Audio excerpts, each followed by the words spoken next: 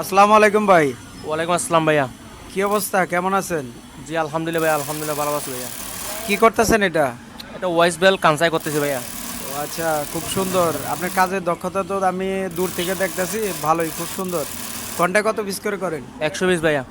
100 piece? আচ্ছা, অনেক সুন্দর। আপনি কি জানেন যে আপনি একজন বাংলাদেশের রেমিটেন্স যোদ্ধা? শুনছি ভাইয়া, আমরা তো গার্মেন্টস শ্রমিক আর ভাইয়া এরকম কি আর যা হয়।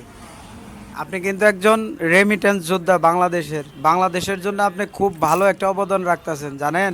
জি ভাইয়া জানি। আপনাকে অনেক অনেক ধন্যবাদ ভাই। আপনার কাজ দেখে আমার কাছে খুবই ভালো লাগছে। এতটা ভালো লাগছে আপনাকে বোঝাতে পারবো না।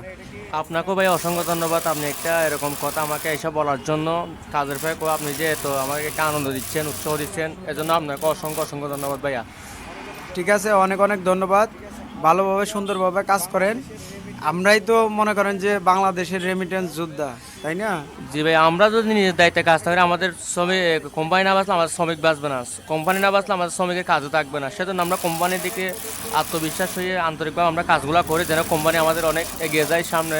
আমাদের মতো আরও কয়েকজন ছেলেবেলের জন্য চাকরির জন্য অবস্থান হয়, সেজন্য আমরা কাজগুলো করে যাচ্ছি। ঠিক আছে, আপনার কথাটা শুনে খুব ভালো লাগলো। বাংলাদেশের প্রত্যেকটা গার্মেন্টস শ্রমিক, বাংলাদেশের রেমিটেন্স যোদ্ধাগুলা যদি এভাবে আন্তরিকতার সাথে কাজ করে, তাহলে ইনশাল্লাহ অবশ্যই